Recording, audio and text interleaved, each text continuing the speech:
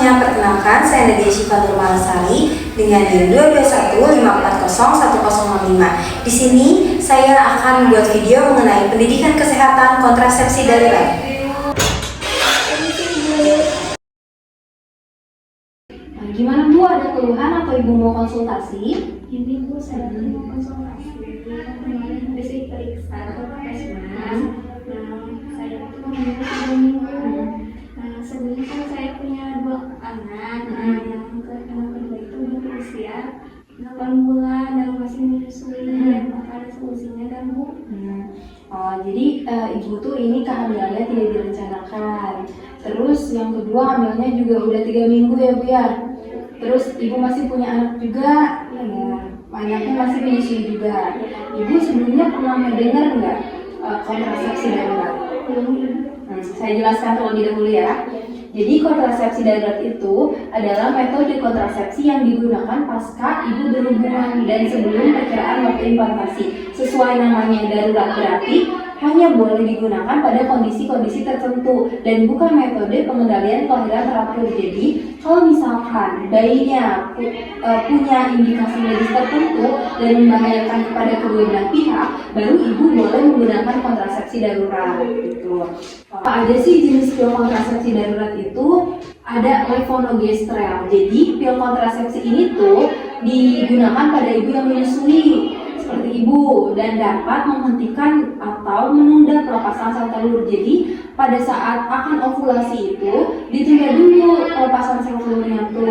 Nah, yang kedua ada ulipristal asetat. Kontrasepsi ini juga sama, pilnya sama kayak yang sebelumnya. Digunakan juga disarankan pada ibu juga yang menyusui. Terus cara kerjanya itu dengan menunda pelepasan sel telur.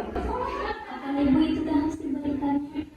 Kalau kapan harus diberikannya, ini tuh segera mungkin setelah ibu berhubungan. Tidak terlindungi dan paling efektif bila diberikan dalam waktu 24 jam. Jadi, ibu itu kalau misalkan mau menggunakan kayak ibu tuh ragu nih, takut nanti kalau misalkan ibu pakai kontrasepsi kondom, takut robek atau takut lepas. Jadi ibu tuh tidak yakin bahwa kondom ini tuh benar-benar melindungi. Jadi di sebelum ibu menggunakan kondom itu, ibu sebelum berhubungan itu, ibu minum dulu pilnya untuk jaga-jaga. Dan juga bisa pas ibu setelah berhubungan baru ibu minum, karena kan dalam waktu 24 jam itu. Nah, kalau misalkan dalam waktu 72 jam juga bisa. Setelah ibu berhubungan seks, 72 jam setelahnya atau 3 hari, minimal tuh 3 hari, ibu boleh minum pil ini. Dan bisa juga dalam waktu 120 jam atau 5 hari. Jadi baiknya itu dalam waktu 24 jam setelah berhubungan, 72 jam atau 3 hari, 120 jam atau 5 hari, itu tuh paling maksimal. Jadi kalau misalkan ditanya ibu sekarang kehamilannya udah 3 minggu, nah itu kurang efektif dan kayaknya tidak efektif untuk bayinya bisa tidak berkembang lagi gitu. Itu tuh bagaimana Ibu mekanisme kerjanya gitu? Jadi kalau misalkan pil yang tadi, 2 tadi itu bekerja dengan cara menunda terjadinya pembuahan, yaitu pertemuan antara sel sperma dan sel telur itu ditunda. Hormon progestin yang terkandung di dalam pil tersebut, tadi di dalam pil tersebut itu 2 pil tersebut itu terdapat hormon progestin. Nah, hormon itu yang akan mengentalkan lendir di dalam servis ibu. Jadi dengan begitu spermanya itu sulit masuk ke dalam rahim karena ada pengentalan tadi dari hormon progestin. Lalu kalau misalkan pakai pil kontrasepsi darurat itu, kita mikirnya ini tuh obat penggugur, bukan ya. Jangan sekali-sekali berpikir bahwa kontrasepsi darurat itu untuk menggugurkan, itu bukan ya. Kalau misalkan sel telur sudah menempel di dinding rahim ibu dan siap untuk tumbuh dan berkembang, pil ini kalau misalkan sekarang nih 3 minggu, ibu minum pilnya. Nah itu tidak efektif karena si janinnya itu udah menempel di dinding rahim, terus udah berkembang juga. Karena tidak akan berpengaruh karena kehamilannya itu sudah terjadi, bahkan ibu kan sudah 3 minggu ya Bu ya. Gitu. Ibu kapan waktu yang tepat mengonsumsi pil darurat itu? Kalau misalkan ditanya waktu yang tepat itu pada saat saat ibu berpikir bahwa kontrasepsi ibu itu tidak aman, seperti robek atau terlepas, atau juga ibu tidak pakai kontrasepsi sama sekali, terus ibu lagi tidak menggunakan KB secara teratur, terus ibu juga khawatir tadi ada kerusakan robek, terlepas, atau kurang benar pada saat dipakai, terus telah mengeluarkan tapi pada saat melakukan hubungan seksual sehingga ejakulasinya terjadi di dalam misfinya. Lalu salah menghitung masa subur juga ibu bisa menggunakan pil kontrasepsi darurat tersebut. Begitu ibu. Nah, ibu gimana kan saya punya riwayat darah tinggi, apakah bisa meminum obat pil darurat ini?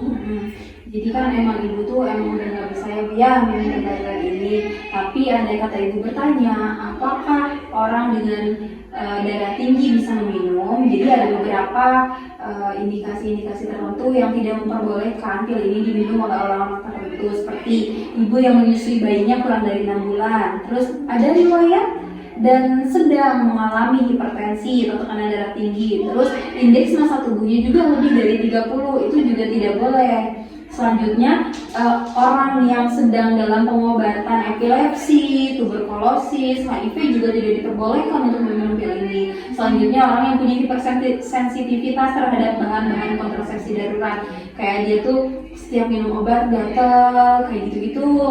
Terus orang yang punya gangguan hati dan ginjal juga tidak boleh mengonsumsi pil kontrasepsi darurat tersebut, ibu. Efektivitas kontrasepsi ini berapa persen gitu? Jadi kalau misalkan keberhasilan dari kontrasepsi darurat ini tuh dinyatakan dalam bentuk persentase, biasanya kan berapa persen gitu ya.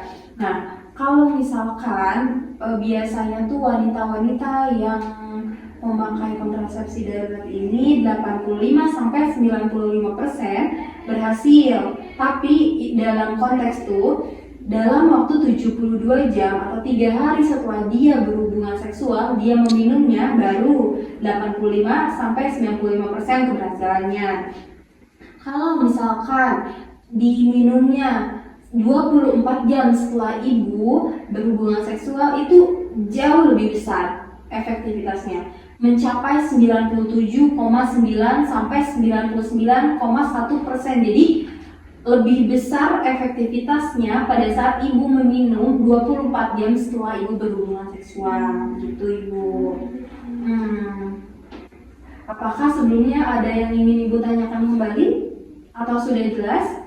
Begitu ibu, jadi pil ini tuh gak bisa efektivitas saat saya hamil 3 minggu. Iya, betul. Jadi karena ibu kebetulan hamilnya sudah 3 minggu dan ibu juga datang ke sininya dalam keadaan yang sudah hamil, janinnya sudah berkembang, jadi mau tidak mau ibu harus mempertahankan kehamilannya. Ya semoga insya Allah anak ini bisa menjadi anak yang berguna untuk keluarga, untuk semua orang. Jadi ibu harus ikhlas ya bu ya, kita coba pertahanin kandungannya. Ibu juga harus berkomunikasi dengan keluarga terkait kandungan yang sekarang ibu sedang jalani.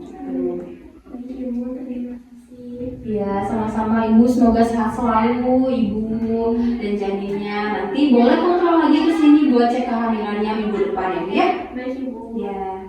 Sekian video yang dapat saya sampaikan. Terima kasih banyak telah menonton. Semoga bermanfaat.